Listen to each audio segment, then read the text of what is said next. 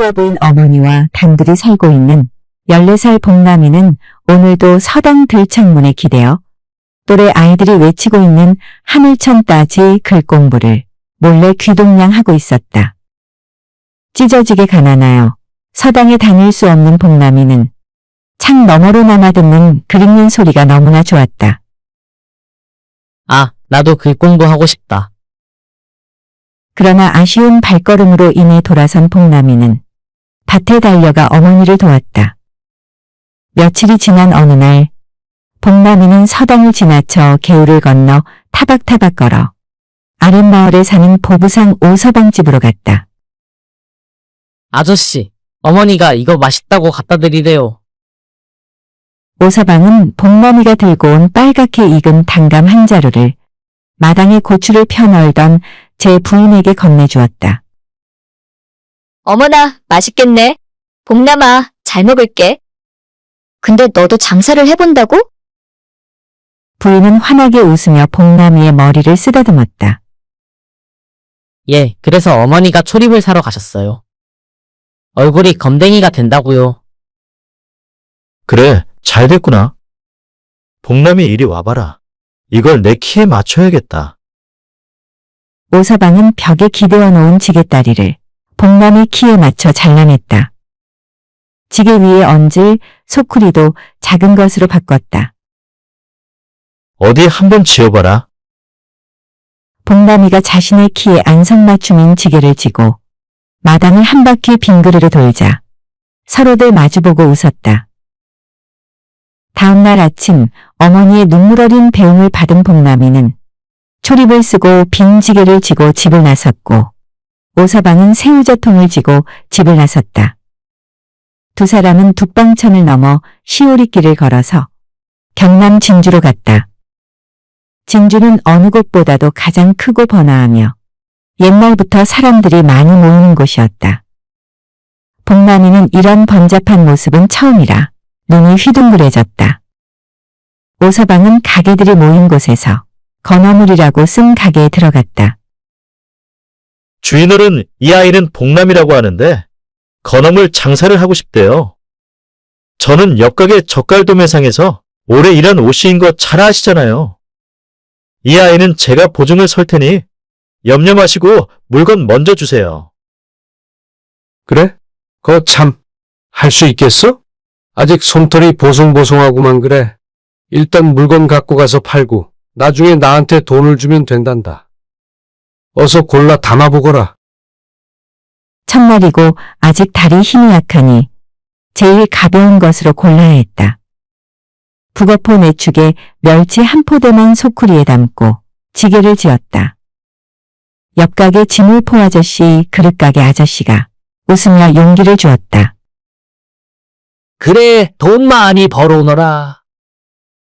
뒤돌아 인사하며 가는 14살 복남이는 오서방 아저씨를 놓칠까봐 허겁지겁 따라가자 그 모습을 장터 사람들은 안쓰럽게 바라보았다.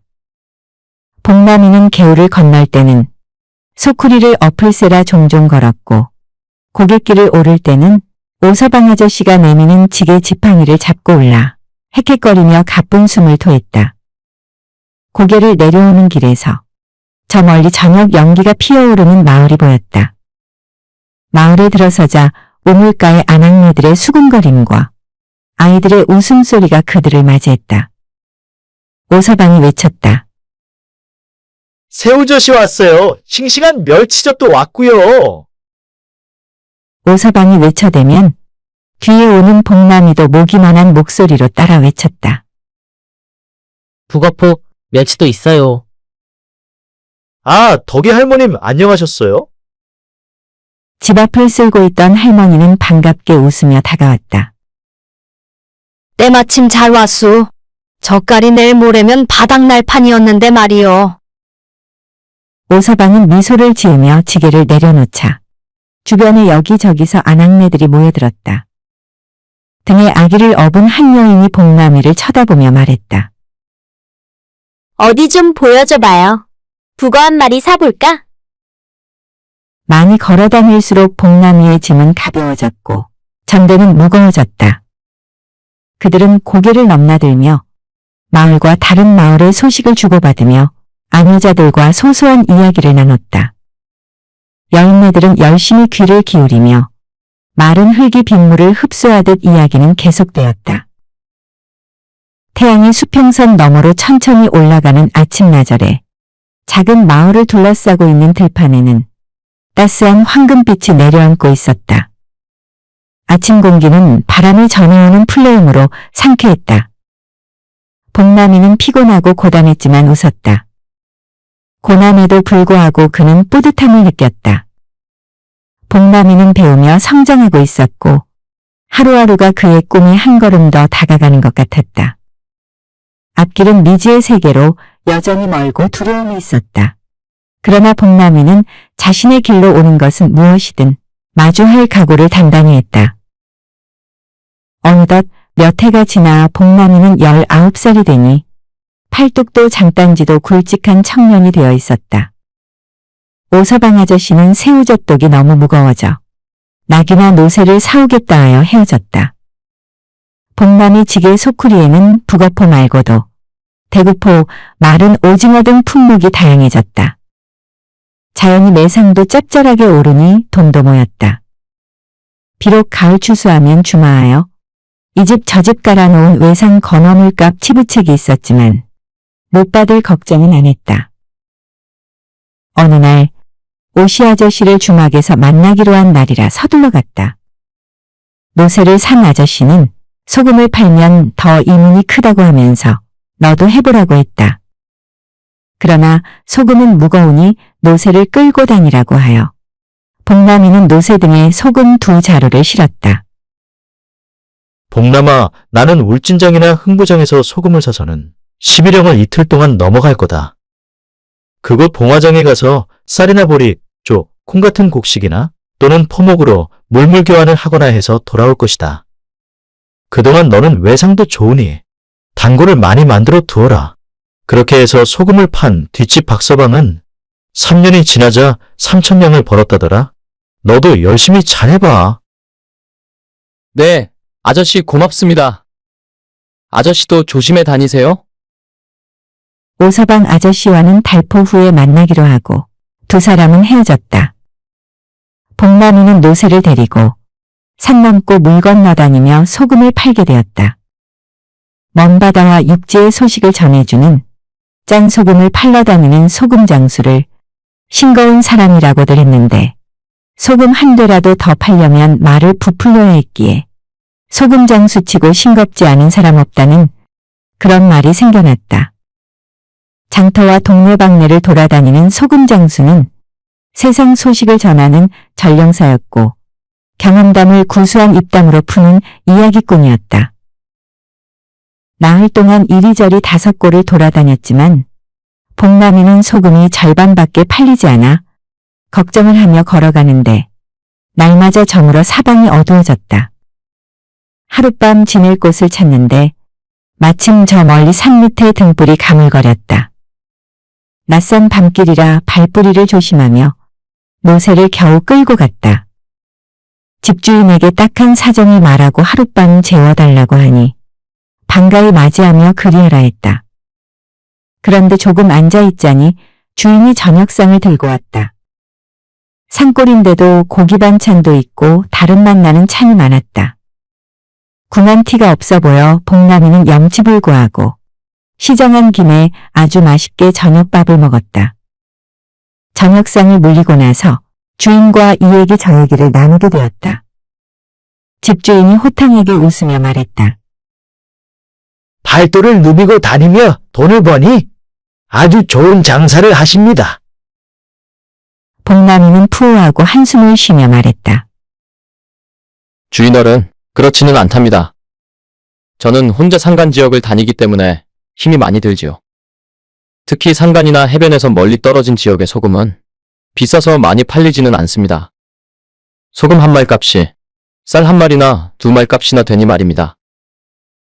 그럼 내가 돈 버는 방법을 가르쳐 드릴까요? 복남이는 주인을 향해 눈을 반짝였다. 제가 건어물 장사를 하다가 소금으로 바꾼 지 얼마 안 되어 신통치가 않아요. 돈 버는 방법이 있다면 무언들 못하겠습니까? 고향에 계신 울어머니에게 꼭 효도를 해야 하는데. 그럼 좋습니다. 지금부터 나와 함께 밖에 좀 나갑시다. 예? 이 밤중에 말입니까? 주인은 어둠 속 마당에 내려서서는 횃불을 켜서 환히 밝혔다. 자, 여기 있는 칼을 전부 갈아봅시다. 칼은 한두 자루가 아니라 10자루 남짓해 보였다. 아니 주인어른, 사람을 어찌 보고 이 많은 칼로 도둑질을 하자고 하는 거요? 누가 도둑질을 하자 했소? 참 엉뚱한 소리도 잘하시오. 도둑질은 절대 아니니 걱정 마시오. 별 돈벌이가 다 있네. 분명 도둑질이나 사람을 죽이거나 하는 그런 일은 아닌 거지요? 여태 속고만 살았나 보네. 초면에 내 어찌 거짓말을 하겠소. 복남이는 그럼 믿겠다 하며 열심히 칼을 갈았다. 한참이 지난 후 그 많은 칼을 번쩍거리게 갈고는 그 칼을 묶어서 두 사람은 집을 나섰다. 횃불을 든 주인은 아무 말 없이 뒷산을 향해 앞장섰다. 소금장수 복남이는 따라가면서도 영문을 알 수가 없었다. 너무도 궁금해 물었다. 아니 주인어른, 어디로 가는 겁니까? 이제 다 왔소. 이 큰 소나무 보이지요? 자, 이 칼들을 풀어서 땅속에 묻으시오. 칼 자루는 땅속에 묻고 칼 끝은 하늘을 보게 단단히 묻어야 하오. 아니, 이 무슨 해괴망측한 일이오? 이게 바로 돈 버는 방법이라오. 나중에 다 알게 되니 어서 하라는 대로 하시오. 복남이는 주인과 함께 그 큰 소나무 둘레에 둥그렇게 칼을 세워 묻었다. 드디어 다 묻고 난 후 주인은 소나무 위를 가리키며 말했다. 다음은 당신이 이 소나무 위로 올라가 잠을 자기만 하면 되는 것이오. 뭐요? 저기서 어찌 자며 왜 잔다는 것이요? 말도 참 많구려. 일단 저기 올라가시게. 올라가면 멍석이 깔려 있으니 거기서 편안히 한숨 자면 일은 끝난다오. 단 날이 밝기 전에는 절대로 나무 밑에 내려오면 안 되니 명심하시게나. 그렇게만 하면 돈을 틀림없이 벌 수 있는 거지요? 그렇고 말고요. 내일 아침이면 돈다발이 우수수 떨어질 것이요. 그리하여 복남이는 조심조심 소나무 위로 올라갔다. 정말 그곳에는 멍석이 깔려 있었는데 소나무 가지 사이에 걸쳐 있어 안성맞춤인 잠자리가 마련되어 있었다. 복남이가 한번 누워보니 내 집처럼 편안했다. 참 이상한 일도 다 있다 하면서도 온종일 걸어다녀 피곤하고 지쳐 있었기에 복남이는 이내 깊은 잠에 빠져들었다. 다음날 날이 밝아왔지만 여전히 꿈속인 복남이는 무슨 큰 소리에 잠이 퍼뜩 깨었다. 이보시오. 일어나 보시오. 벌떡 일어난 복남이는 나무 아래를 내려다보니 참으로 뜻밖의 일에 놀라지 않을 수가 없었다. 그곳에는 간밤에 그 주인이 벌써 와서 서 있었고 소나무 주변에는 빨간 피가 묻어 있었으며 여러 짐승들이 죽어 쓰러져 있지 않은가.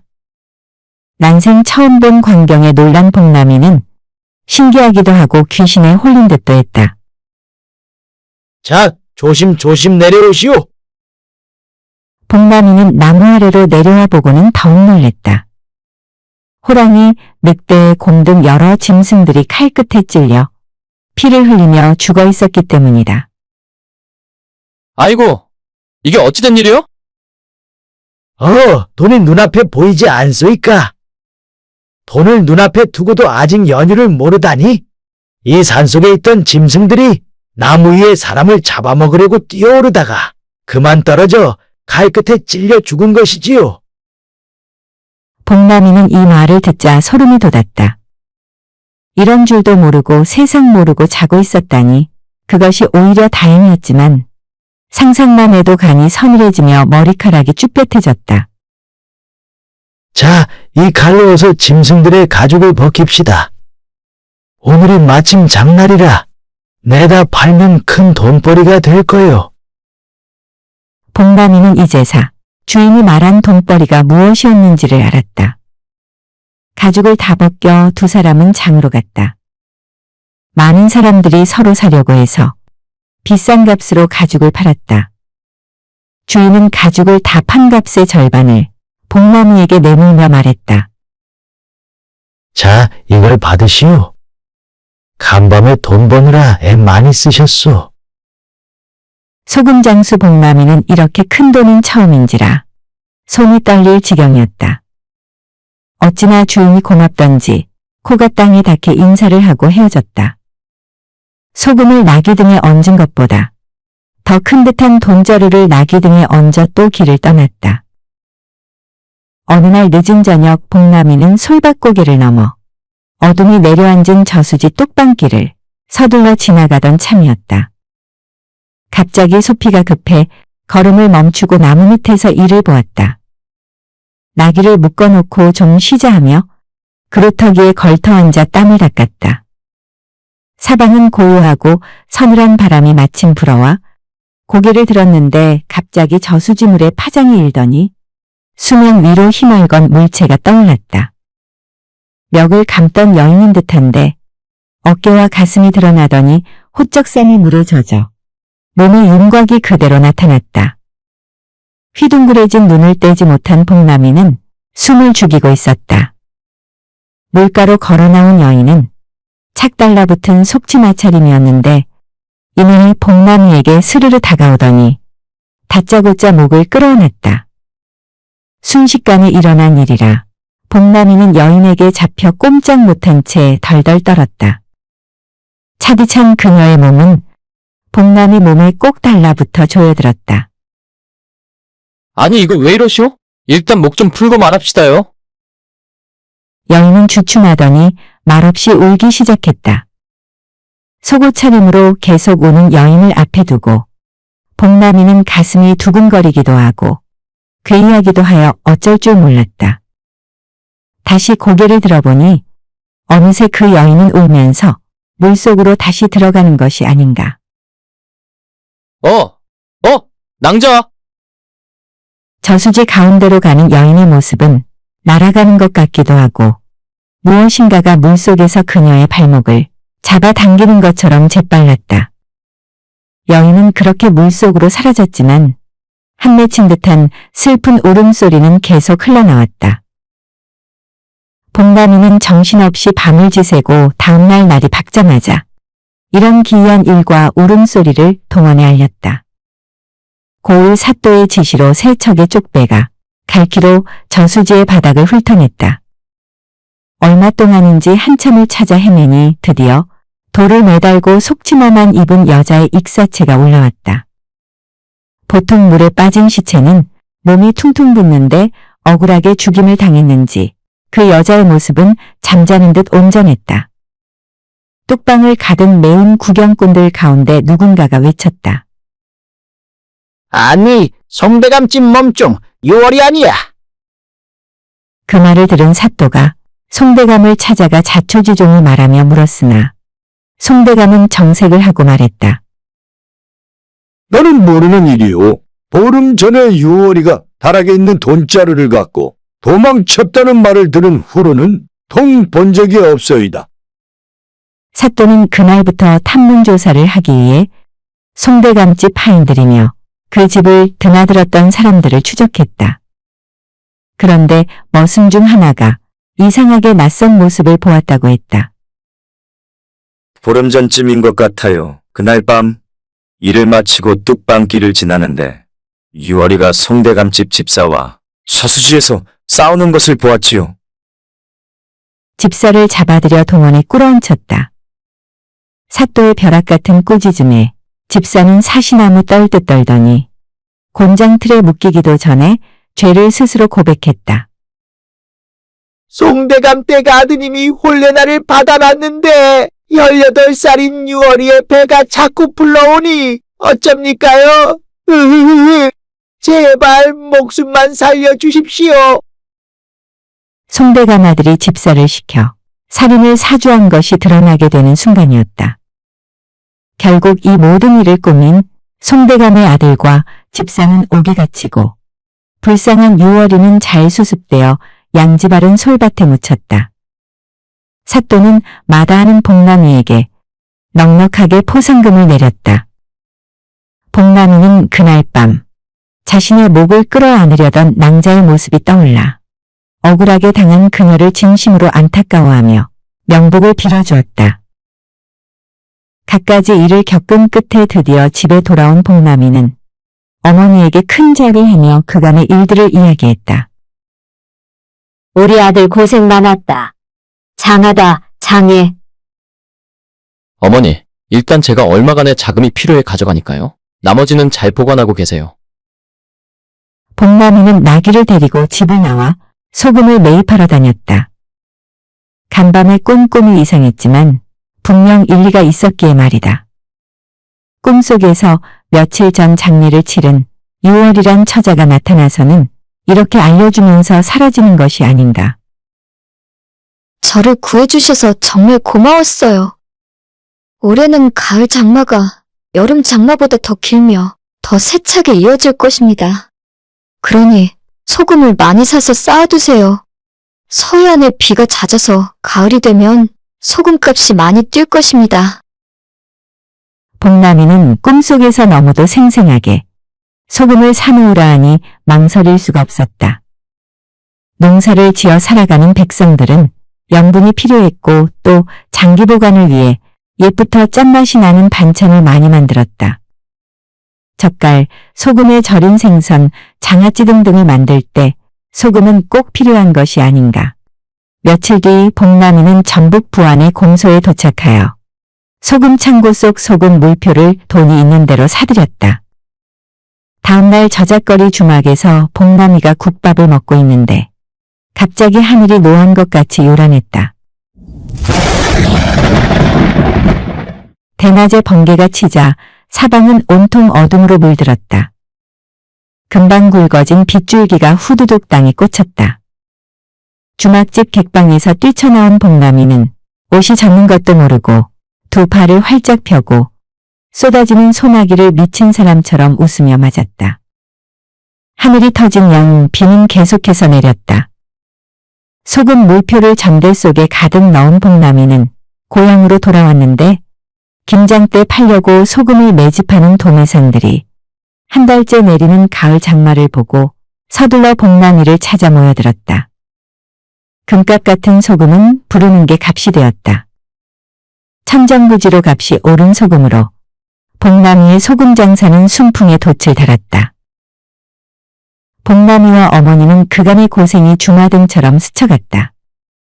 어린 아들을 보찜 장사로 내보내던 어머니의 쓰린 마음도 이젠 눈 녹듯이 사라졌고 글 공부에 한이 맺힌 아들의 마음도 눈 녹듯이 사라졌다. 자, 나는 이제부터 시작이다. 복남이는 옛날의 자신처럼 형편이 어려워 제때 공부를 할 수 없었던 모든 사람들에게 무료로 공부할 수 있는 서당을 만들고자 했다. 어느 꽃피는 봄날 뚝딱뚝딱하며 복남인의 열뚝한 고래등 같은 기와집이 지어졌다. 그 옆에는 보기 좋게 커다란 서당이 들어섰으며 훈장님을 모셔다 놓고 문이 활짝 열리면서 나무판이 쓴 글씨가 내걸렸다. 복남이 서당. 복남이와 어머니는 웃음이 끊일 날이 없었다. 행복한 나날이었다. 일찍부터 굴곡진 인생을 겪은 복남이가 이웃에게 선언을 베풀며 못다한 꿈을 펼치는 이야기였습니다. 구독과 좋아요 그리고 댓글은 이야기 고수에게 큰 힘이 됩니다. 사랑합니다. 그리고 고맙습니다.